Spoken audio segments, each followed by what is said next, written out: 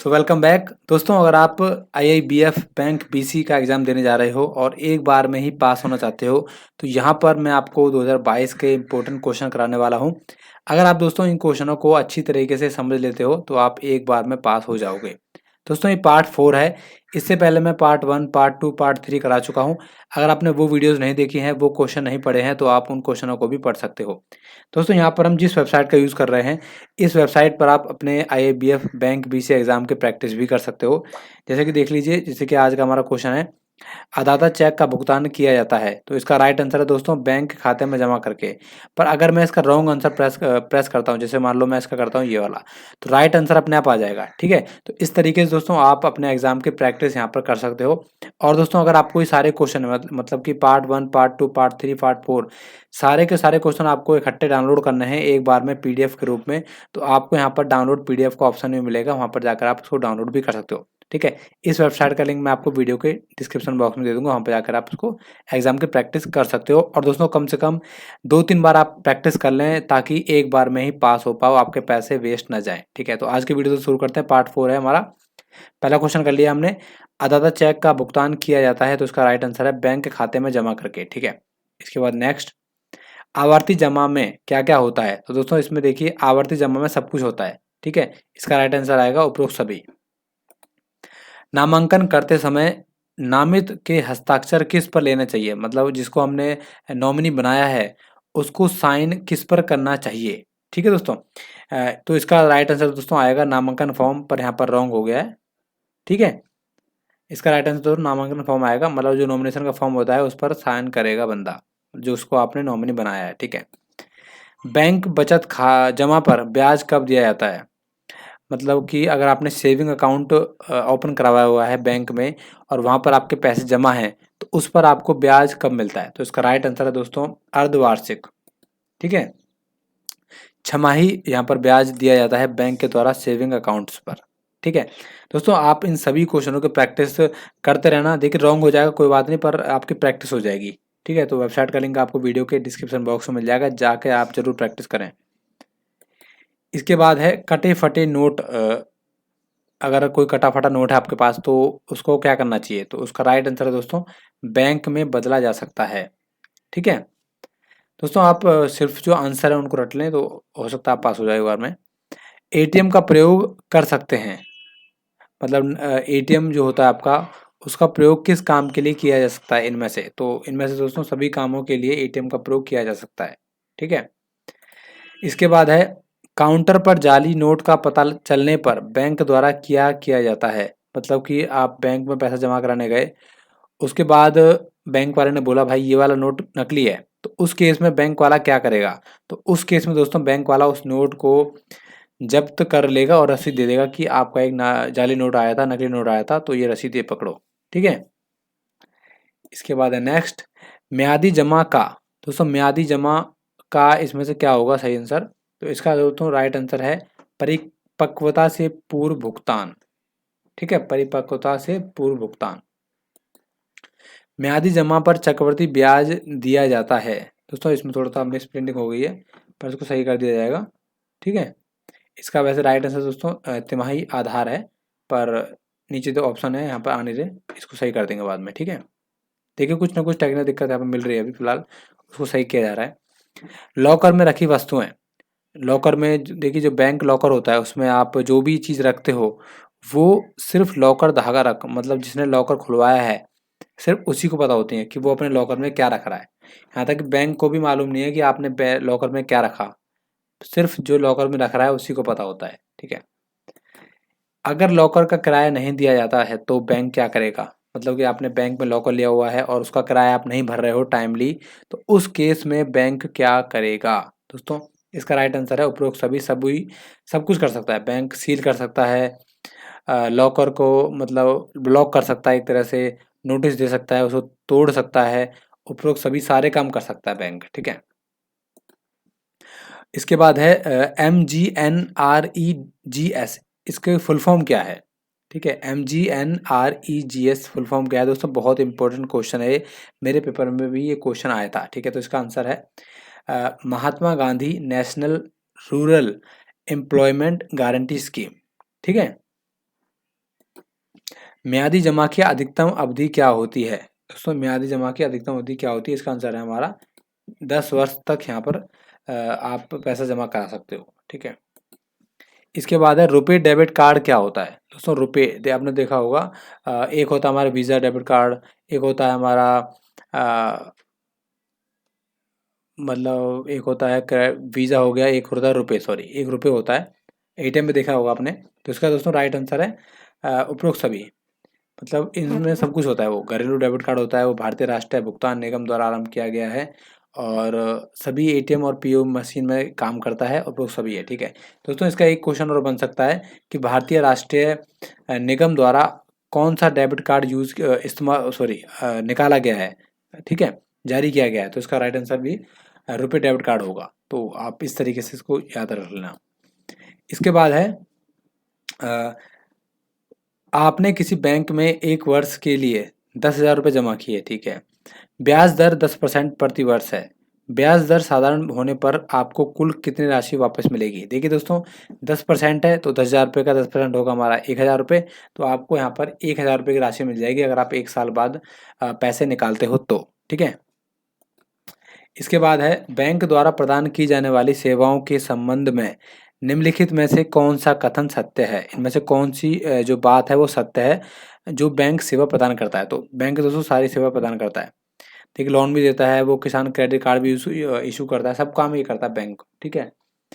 इसके बाद है एपीवाई क्या है? दोस्तों एपीवाई क्या है? एपीवाई की फुल फॉर्म क्या है? तो अटल पेंशन योजना। देखिए बहुत सिंपल है वैसे, पर इम्पोर्टेंट भी है, तो इसको आप याद रख लेना। चालू खाते और बचत खाते डैश के नाम से भी जाने जाते हैं। दोस्तों चालू खाते मतलब करेंट अकाउंट और आपका जो सेविंग अकाउंट है वो किस नाम से जाने जाते हैं? तो इसका आंसर है मांग जमा, ठीक है, इंपॉर्टेंट क्वेश्चन है। सेविंग अकाउंट और करंट अकाउंट आपके डिमांड, एक तरह से डिमांड डिपॉजिट मान लो इंग्लिश में, और हिंदी में हो गया मांग जमा के नाम से जो भी जाने जाते हैं। इसके बाद है नेक्स्ट क्वेश्चन, निम्नलिखित में से कौन सा क्वेरी सर्विस आधार मैपर QSAM का एक उपयोग है? दोस्तों इसको आप इस तरीके से याद कर सकते हैं कि QSAM की फुल फॉर्म क्या है? उसका आंसर होगा क्वेरी सर्विस आधार मैपर। और इनमें से कौन सी चीज में उपयोग होता है? तो इसका आंसर है बी। बैंक से आधार कार्ड आपका लिंक है कि नहीं है, मतलब बैंक में आपका आधार कार्ड लगा हुआ है या नहीं लगा हुआ, इसको जानने के लिए QSAM का इस्तेमाल किया जाता है। और QSAM की फुल फॉर्म क्या है? क्वेरी सर्विस आधार मैपर, ठीक है। इसके बाद नेक्स्ट क्वेश्चन, बैंक ए ने 12,000 रुपये की राशि स्वीकृत की और वितरित की 1/4/2021 को। यह अर्धवार्षिक आधार पर ब्याज लेता है। ऋण लेने वाले आधे साल के दौरान एक भी पैसा नहीं चुकाया, राशि खाते में 30/10/2021 को वसूला जाना चाहिए। दोस्तों देखिए यहाँ पर आप समझने की कोशिश कीजिए कि 12,000 रुपये जमा किए थे 1/4/2021 को, और 30/10/2021 यानी कि करीब 6 महीने बाद यहाँ पर बात की जा रही है। तो 6 महीने में दोस्तों ब्याज कितना होगा? और ब्याज की जो राशि है यहाँ पर 12% थी, शायद इसमें लिखा नहीं है, वैसे 12% है, तो 12% का आधा हो जाएगा हमारा 6%, और 6 महीने हो जाएगा 12/72, तो ये हो जाएगा हमारा 720। ठीक है दोस्तों, यहाँ पर 12% भी आएगा। इधर देखिए यह 12% अर्धवार्षिक, सॉरी 6% अर्धवार्षिक आधार ब्याज लेता है, यहाँ 6 लिखा आएगा, ठीक है, मिसप्रिंटिंग हो गया, सही हो जाएगा। इसके बाद है एक खाता धारक जो न केवल बैंक में भौतिक रूप से उपस्थित होने में असमर्थ है, बल्कि कुछ शारीरिक अक्षमता के कारण चेक निकासी फॉर्म पर अंगूठे के निशान भी नहीं लगा सकता, ऐसे में वो पैसे कैसे निकालेगा? दोस्तों बहुत इंपॉर्टेंट क्वेश्चन है और ये आपको पता होना चाहिए, क्योंकि आप बैंक, एक तरह से मान लो बैंक का काम ही करने वाले हो, पैसे वैसे निकालने वाले हो। तो दोस्तों अगर ऐसा कोई केस आता है जहाँ पर जो खाता धारक है, जो अकाउंट होल्डर है, वो अपाहिज हो गया है या कुछ ऐसी प्रॉब्लम हो गई है जिससे वो बैंक नहीं आ सकता, ना ही वो साइन कर सकता है, ना ही वो अंगूठा लगा सकता है, तो ऐसे केस में दोस्तों 2 इंडिपेंडेंट यहाँ पर सॉरी दोस्तों ये थोड़ा गलत हो गया, इसका राइट आंसर बी है, ठीक है, इसका राइट आंसर बी है, ये थोड़ा गलत हो गया, कोई बात, सही कर दूंगा इसको मैं। दोस्तों इसमें क्या होता है, 2 गवाह चाहिए होते हैं, जिसमें से एक बैंक अधिकारी होता है, वो उसके पास जाते हैं, घर पे जाते हैं, उसके बाद वहाँ पर उसके साइन होते हैं, मतलब जो भी साइन होते हैं या फिर जो भी चीज़ वो मार्क करवाएगा, अधिकारी के सामने, उससे वो प्रूफ हो जाएगा हाँ भाई ये अकाउंट होल्डर है और उससे पैसे दे दिए जाएंगे। ठीक है, ऐसे केस में दोस्तों बहुत इंपॉर्टेंट क्वेश्चन है। ठीक है, इसका आंसर बी है, सी गलत, सी नहीं है। ठीक है, ये गलत दिखा रहा है। इसके बाद है पीओएस का अर्थ है दोस्तों, पीओएस आपने देखा होगा जो एटीएम मशीन होती है छोटी वाली, उसका अर्थ क्या है? तो इसका आंसर है दोस्तों बिक्री केंद्र। बिक्री केंद्र पॉइंट ऑफ सेल है इसका आंसर।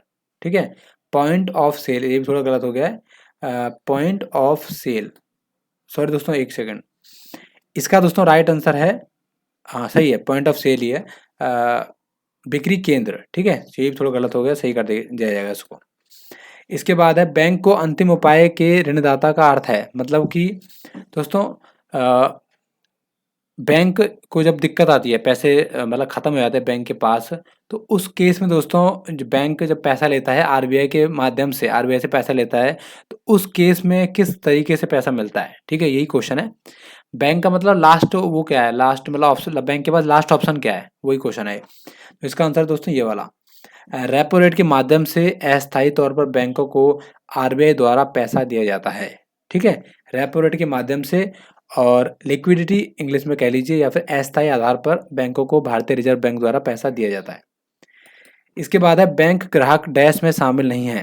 दोस्तों बैंक ग्राहक मतलब बैंक के हिसाब से ग्राहक कौन, किसको नहीं मानता, मतलब एक तरह से मतलब बैंकों के लिए ग्राहक का मतलब क्या नहीं है।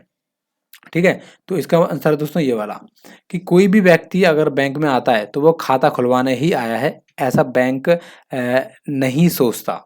ठीक है, कोई भी व्यक्ति अगर बैंक में आया है तो वो खाता खुलवाने के उद्देश्य से ही आया है, तो ये गलत है, ये नहीं होगा। ठीक है, इसमें ग्राहक में शामिल नहीं है ये चीज़। इसके बाद है बैंकिंग प्रणाली में बीसी का अर्थ है। दोस्तों ये बहुत इंपॉर्टेंट क्वेश्चन है, पहले भी कराया था मैंने आपको कि बीसी की फुल फॉर्म क्या होती है, बिजनेस कॉरेस्पॉन्डेंट, और हिंदी में बोल रहे हैं तो हिंदी में होगा इसका व्यापार संवाददाता। दोस्तों ये क्या करते हैं बेसिकली, ये जहाँ पर बैंक की ब्रांच नहीं है वहाँ पर जाकर एक आप ब्रांच खोलते हो, मिनी ब्रांच टाइप के मान लीजिए, और वहाँ पर उस बैंक के सारे काम होते हैं जिस बैंक का आपने बीसी लिया होता है। ठीक है, इसके बाद है निम्नलिखित में से कौन सा बैंक द्वारा उठाया गया एक सही कदम है जो प्राकृतिक आपदाओं से प्रभावित से उधारकर्ता को अपने ऋण चुकाने में मदद करता है। दोस्तों देखिए, अगर बैंक ने किसी को लोन दिया हुआ है और उस व्यक्ति पर कोई प्राकृतिक आपदा के कारण कोई दिक्कत आ जाती है, वो पैसे नहीं चुका पाता, तो ऐसे केस में बैंक क्या स्टेप उठाता है, ये क्वेश्चन है। तो दोस्तों इसका आंसर है ये वाला, मौजूदा ऋण का पुनः निर्धारण। मतलब दोस्तों जो लोन बैंक ने दिया था, अब देखिए जो उसने पहले की किस्त नहीं दी, पहले का ब्याज नहीं दिया, वो चीज़ अलग है, उसको छोड़ दो। बैंक सोचता है कि इसको नए सिरे से शुरू किया जाए और नए सिरे से इसकी ईएमआई वगैरह बांधी जाए, मतलब उसकी सैलरी वैलरी देख के जो भी प्राकृतिक आपदा है सबको देखते हुए उस पर एक नए तरीके से दोबारा से लोन निकालने के लिए कुछ प्रयास किया जाए, कुछ किस्त बांधी जाए, कम की जाए, और जो पहले रह गया उसे छोड़ दिया जाए।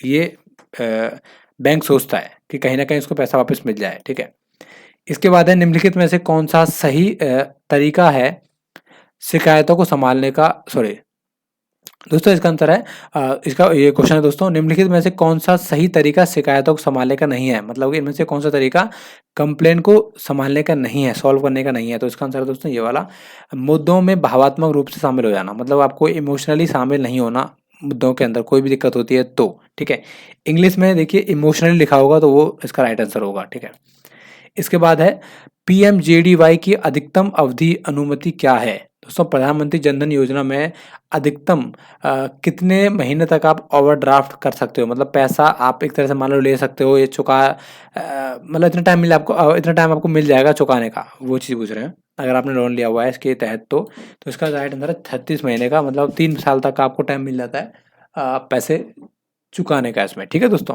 ओवरड्राफ्ट करने का। इसके बाद है एक भुगतान बैंक, मतलब पेमेंट बैंक, इनमें से क्या होता है। तो इसका राइट आंसर है दोस्तों ये वाला, किसी भी प्रकार की जमा राशि स्वीकार कर सकता है लेकिन प्रति ग्राहक 1 लाख रुपए से अधिक नहीं कर सकता। दोस्तों पेमेंट बैंक का मतलब आपको पता है, जैसे कि हमारा पेटीएम बैंक हो गया, फ़ोन पे वॉलेट हो गया, ये पेमेंट बैंक है। इसके अलावा अभी हाल ही में पोस्ट ऑफिस का भी पेमेंट बैंक चालू हो रखा है, आपने सुना भी होगा, पोस्ट ऑफिस पेमेंट बैंक। तो उसमें भी सेम यही कंडीशन है कि आप किसी भी तरीके से पैसा जो आ रहा है आपका, वो पैसा आपके अकाउंट में आ जाएगा, पर 1 लाख रुपए ज़्यादा नहीं आएगा। ठीक है, तो वो चीज़ आप देख लेना, पेमेंट बैंक उन्हें कहते हैं। इसके बाद है सावधि जमा को डैश के रूप में वर्गीकृत किया गया है। दोस्तों सावधि जमा को किया गया है टर्म डिपॉजिट के अंदर, यानी कि इसमें कुछ टाइम के लिए आप पैसे जमा करते हो तो उसमें टाइम है तो टर्म आएगा इसमें, ठीक है। इसके बाद है डैश वह कीमत है जो एक बैंक से लिया गया कोई ऋण के लिए चुकाता है। देखिए अगर आपने बैंक से लोन लिया हुआ है तो उसके बदले में आप क्या चुकाते हो, उसके बदले में दोस्तों आप ब्याज देते हो, ठीक है। अगर आपने बैंक से लोन लिया हुआ है तो आप उसके बदले में ब्याज देते हो ना, इंटरेस्ट देते हो, तो इंटरेस्ट आएगा, इंटरेस्ट उसकी कीमत है। इसके बाद है आरबीआई गाइडलाइंस के अनुसार बैंक को अपनी संपत्ति या ऋण को निम्नलिखित 4 श्रेणी में से किस में वर्गीकृत करना चाहिए। दोस्तों इसका आंसर है ये वाला। देखिए मानक यानी कि जो चीज़ें अभी सही हैं वो सही हैं, ठीक है। संदिग्ध यानी कि जिन पर डाउट है,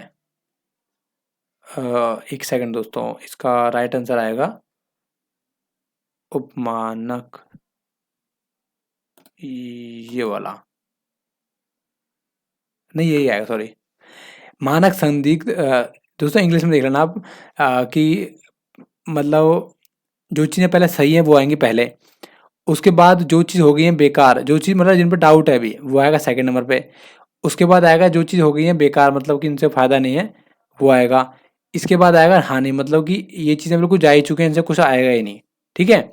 पहले आएंगी सही चीज़ें, उसके बाद जिन पर डाउट है, उसके बाद जिन पे आप मतलब चलो बेकार हो गई हैं फिर भी इनको बेच बाच के कुछ आ जाएगा तो वो चीज़ आएंगी। उसके बाद हानि आएगा, लॉस, मतलब इनका कुछ किया ही नहीं जा सकता, ये पैसा तो डूब ही गया, ठीक है। इंग्लिश में आप देख लेना। इसके बाद है पीएमजेडीवाई कब लॉन्च हुई थी, तो इसका राइट आंसर है दोस्तों 2014 में। प्रधानमंत्री जनधन योजना 2014 में आई थी। इसके बाद है Bhim Bharat interface for money के लिए एक ऐप है, डैश सिस्टम और डैश पहचान का प्रयोग करके भुगतान करती है। देखिए इसमें 2-3 क्वेश्चन है दोस्तों। पहला क्वेश्चन तो यही पढ़ गया हमारा कि भीम की फुल फॉर्म क्या है। आपने भीम ऐप सुना होगा, भीम की फुल फॉर्म है भारत इंटरफेस फॉर मनी, ठीक है।